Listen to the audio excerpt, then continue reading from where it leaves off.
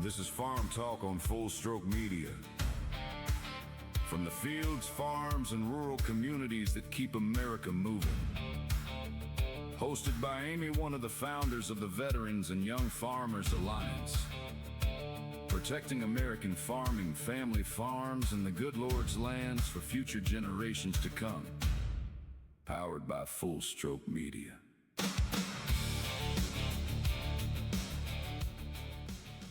Happy Sunday. Welcome back to Farm Talk. I'm Amy with the Veterans and Young Farmers Alliance. In our first episode, we asked who gets to farm America tomorrow? And because there was so much to say, we broke that conversation into two parts. We talked about the challenges facing the next generation of farmers, the growing concentration of agriculture, and the question of whether we're doing enough to make sure that young people who are trained for agriculture can actually become farmers themselves. Today, I want to take that conversation one step further. Because if land is the foundation of agriculture, we have to ask a very uncomfortable question. Who owns America's farmland? And maybe even more importantly, who gets to decide who has access to it? Now, before we go any further, I want to make something crystal clear. This isn't an attack on landowners. It isn't an attack on farmers or on investors, and it isn't about saying that everyone who owns agricultural land is doing something wrong. Land ownership is complicated. Farmers own land, families own land, retired farmers own land, land trusts own land, investors own land, companies own land, and sometimes land is owned by people who don't live anywhere near the farm they're leasing it to. That's reality. The question isn't whether those forms of ownership should exist. The question is, what happens when ownership and access become so concentrated that the next generation can't get a foot in the door? Because here's something we need to remember. A farmer doesn't just need a tractor. They don't just need livestock. They don't just need seed. They don't just need a solid business plan. They need somewhere to put all of it. They need land. And without land, you don't have a farm. You have a dream, and dreams are important, but dreams don't produce a crop. They don't raise cattle. They don't pay property taxes. They don't build equity. And dreams don't give the next generation something they can pass down. That's why land ownership matters. Now let's talk about the American family farm. We hear that phrase all the time, and for good reason, because family farms remain a huge part of American agriculture.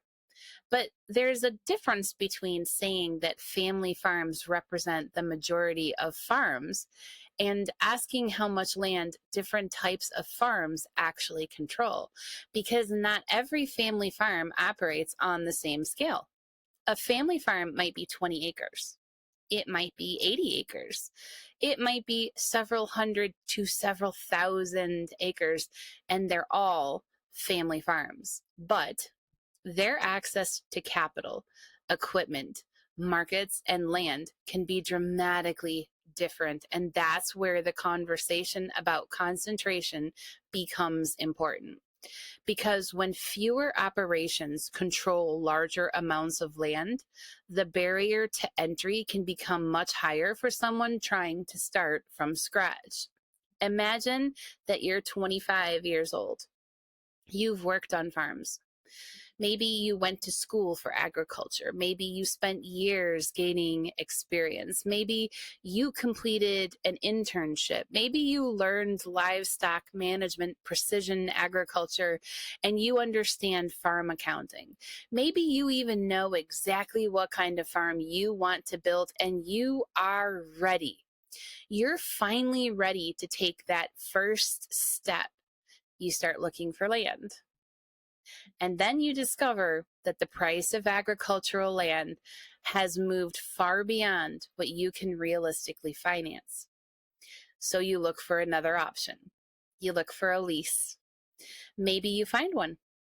But now you're farming someone else's land, and that creates another challenge because leasing land can provide access to agriculture, but it doesn't provide the same security as owning the land. You may be able to build a business. You may be able to raise crops and livestock, but you don't necessarily control what happens to that land 5, 10, or 20 years from now. And that's a major issue for beginning farmers because farming requires long-term thinking. You don't plant a tree today expecting a harvest tomorrow. You don't build soil health in 6 months. You don't establish a perennial system overnight. You don't build a successful livestock operation in a weekend. Agriculture requires time, and farmers need enough security to make long-term decisions. That's one reason land ownership matters. It creates stability. It creates equity. It can create an asset that can be passed from one generation to another. And that brings us to another major issue: succession. America has an aging farm population, and every year farmers face decisions about what happens to their land when they retire. Who gets it? Their children, their grandchildren, another farmer, a neighboring operation, an investor, a land trust, a development company. There isn't one universal answer, and every family has different circumstances. But every time agricultural land changes hands, something important is happening. We're deciding who gets to participate in American agriculture next.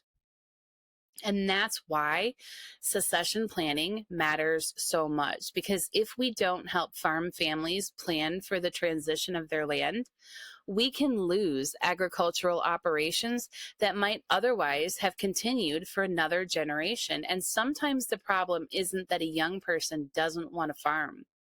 Sometimes the problem is that the economics don't work. Maybe multiple children want a piece of the farm. Maybe the farm doesn't generate enough income to support everyone. Maybe the land is worth far more than the farm can afford to purchase. Maybe the retiring farmer needs the value of the land for retirement.